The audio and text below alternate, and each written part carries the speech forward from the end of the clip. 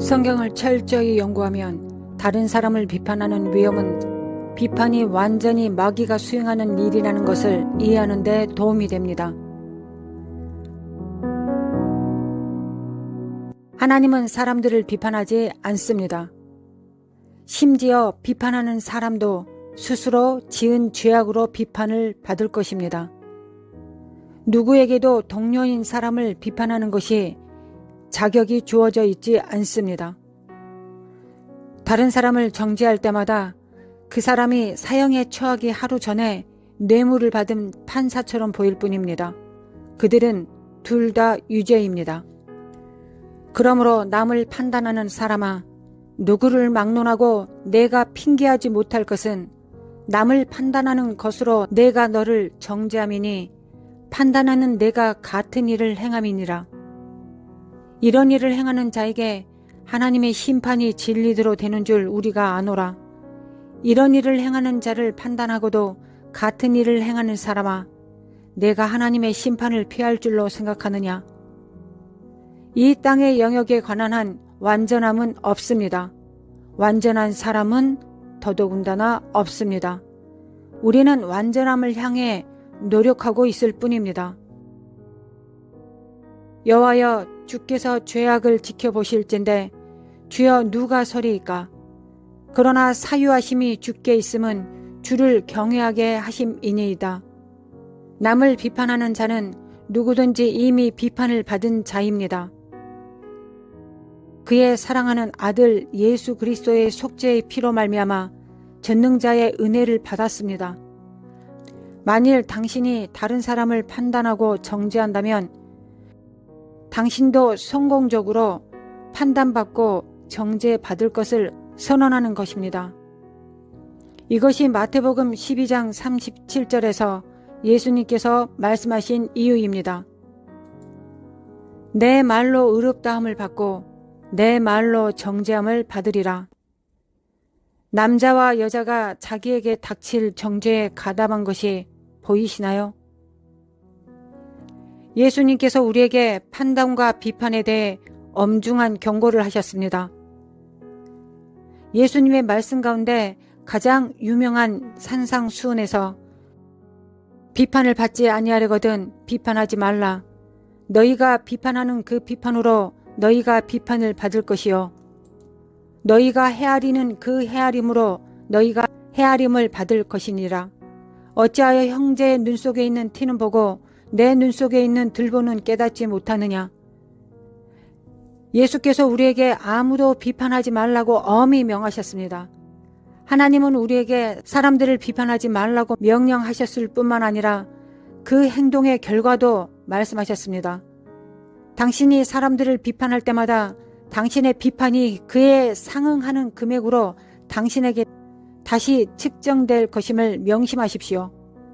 하나님은 사람들에게 죄에 대한 것을 돈에 빚진 자가 탕감받았다는 비유로 말씀하신 것을 주의 집중해 보십시오. 비판하지 말라. 그리하면 너희가 비판을 받지 않을 것이요. 정죄하지 말라. 그리하면 너희가 정죄를 받지 않을 것이요. 용서하라. 그리하면 너희가 용서를 받을 것이요. 진실은 우리가 다른 사람들을 비판할 때 용서하지 않는 것과 다를 바 없다는 것입니다. 여러분들이 다른 사람들을 비판한다는 건 하나님 앞에 돈으로 빚진 것과 같습니다.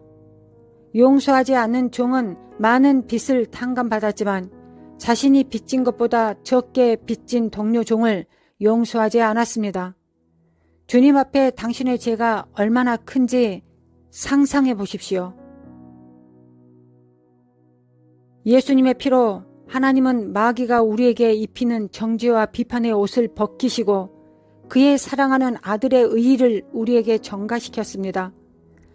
만일 당신이 그렇게 큰 용서를 받은 후 당신의 동료에게 그 동료를 정죄하기 위해 돌이켰다면 당신의 운명은 어떻게 될 것인지 상상해 보십시오. 남을 비판하기 쉬우면 이웃을 내 몸과 같이 사랑하라는 율법을 어긴 사람이 됩니다. 욥기 9장 20절입니다. 가령 내가 의로울지라도 내 입이 나를 정죄하리니 가령 내가 온전할지라도 나를 정죄하시리라. 오직 하나님만이 옳게 판단하실 수 있습니다. 인간의 판단은 하나님의 의의를 이루지 못합니다. 한때 바리새인들은 안식일에 제자들이 밭을 돌아다니며 씻지 않은 손으로 곡식을 따먹게 한 예수님을 정죄한 적이 있습니다. 그들이 예수님과 그의 제자들을 정죄하는데 합당하다고 생각했습니다. 그러나 예수님은 마태복음 12장 7절에서 8절까지 다음과 같은 말씀으로 그들에게 대답하셨습니다. 나는 자비를 원하고 제사를 원하지 아니하노라 하신 뜻을 너희가 알았더라면 무죄한 자를 정죄하지 아니하였으리라. 인자는 안식일의 주인이니라 하시니라. 그러므로 다른 사람을 판단하는 것은 영적인 일에 대하여 우리의 무지와 어리석음을 드러내는 것입니다. 로마서 8장 33절에서 34절입니다. 누가 능히 하나님께서 택하신 자들을 고발하리요? 의롭다 하신 이는 하나님이시니라. 의롭다 하신 이는 하나님이시니 누가 정죄하리요? 죽으실 뿐 아니라 다시 살아나신 이는 그리스도 예수시니 그는 하나님 우편에 계신 자요 우리를 위하여 간구하시는 자시니라. 누군가를 정죄하는 것은 당신 자신을 하나님의 위치에 두는 것입니다. 당신을 의롭다 하거나 판단하는 것은 하나님이십니다. 하나님께서 의롭다 하신 사람을 비난하려고 할 때 비로소 당신이 하나님과 싸우고 있다는 사실을 발견하게 될 것입니다. 만일 하나님께서 당신이 비판하려고 하는 사람을 의롭다 하셨다면 하나님의 택하심을 받은 자를 누가 비판할 수 있습니까? 그리스도께서 우리를 위하여 죽으시기 전에 우리 모두가 사형 선고를 받았던 것이 아닙니까? 마가복음 11장 25절 서서 기도할 때 아무에게나 혐의가 있거든 용서하라. 그리하여야 하늘에 계신 너희 아버지께서도 너희 허물을 사하여 주시리라 하시니라. 그러나 만약 여러분이 용서하지 않는다면 하늘에 계신 여러분의 아버지께서도 여러분의 잘못을 용서하지 않으실 것입니다. 우리가 그리스도의 생애를 면밀히 살펴보면 예수님이 우리가 삶을 본받아야 할 가장 위대한 본보기와 모델임을 알게 될 것입니다. 그리스도께서 우리에게 명하신 것을 행치 아니하고 나서 우리가 그리스도를 따르는 자가 될 수는 없습니다. 그리스도는 가장 큰 용서이시자 우리도 그와 같이 용서할 것을 요구하셨습니다. 너희 안에 이 마음을 품으라 곧 그리스도 예수의 마음이니 만약 예수께서 용서하시면 우리도 용서해야 합니다. 우리가 먼저 죄가 실제하고 피할 수 없음을 인정하기 전에는 결코 사람을 용서할 수 없을 것입니다. 누가복음 17장 1절에 예수께서 제자들에게 이르시되 실족하게 하는 것이 없을 수는 없으나 그렇게 하게 하는 자에게는 화로다. 예수님께서 제자들에게 우리가 모두 얼마나 피할 수 없는 죄를 범하게 될지에 대해 말씀하신 것입니다. 우리는 모두 죄를 범하게 될 것이라는데 의심의 여지가 없습니다. 우리 중 많은 사람들은 사람들을 용서하거나 우리에 대한 그들의 잘못을 잊는 것이 매우 어렵다고 생각합니다. 우리는 그것들에 대해 준비되지 않았기 때문입니다. 더욱이 우리가 신뢰하고 사랑하는 사람들이 있습니다. 우리는 그러한 사람들이 우리에게 상처를 줄 때까지는 그들이 우리에게 깊은 상처를 준다는 개념을 인식할 수 없습니다. 우리에게 친숙한 사람들이 우리에게 상처를 줄 때 비로소 우리는 마음에 깊이 상처를 받고 그들을 용서하기가 어렵다는 것을 알게 됩니다. 우리의 마음속에 있는 이것을 해결해야 합니다. 자주 누군가는 우리에게 마음을 상하게 할 것입니다. 이것을 마음에 품고 있으면 누군가를 다시 공격하고 정죄하는 데는 도움이 되고 안갚음으로 복수하는 데는 도움이 될 것입니다. 그러나 당신에게는 매우 해로운 결정입니다. 누가복음 17장 3절에서 4절에 계속해서 말씀하고 계십니다. 너희는 스스로 조심하라. 만일 내 형제가 죄를 범하거든 경고하고 회개하거든 용서하라.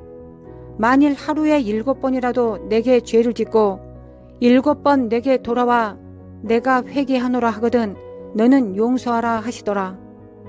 우리는 이 말씀이 주님의 말씀이며 이 말씀을 인정하고 받아들이는데 아무 문제가 없습니다. 우리가 믿음에 오류가 있는 사람을 사랑 가운데 바로잡고 믿음을 파설하는 사람들을 책망하는 것은 나쁜 것이 아닙니다. 그러나 우리가 다른 사람을 비판하기로 선택하면 하나님은 우리를 기뻐하지 않으십니다. 당신은 누군가를 비판하지 말아야 합니다. 하나님은 사람들을 포기하지 않으십니다. 당신은 그를 대신하여 누군가를 포기해서는 안 되는 것입니다. 비판은 바로 그 사람을 포기하는 것과 같습니다. 사랑 안에서 사람들을 옳게 하고 비난하는 대신 그들을 위해 기도해야 합니다. 사람을 비판해서는 참된 행복과 자유와 기쁨을 얻을 수 없습니다. 당신 스스로가 행복하기 위해 비판은 당신에게 전혀 도움이 되지 않습니다. 비판하는 사람들은 그들 스스로 삶의 기쁨이 전혀 없습니다. 도리어 다른 사람을 판단할 때 당신이 그 판단을 받고 불행해집니다. 그들의 지위에 상관없이 누구든지 판단하지 마십시오. 그들의 재판장은 하나님이 그들의 재판장이 되십니다. 요한계시록 20장 11절에서 15절. 또 내가 크고 흰 보좌와 그 위에 앉으신 이를 보니 땅과 하늘이 그 앞에서 피하여 간 데 없더라. 또 내가 보니 죽은 자들이 큰 자나 작은 자나 그 보좌 앞에 서 있는데 책들이 펴 있고 또 다른 책이 펴졌으며 곧 생명책이라.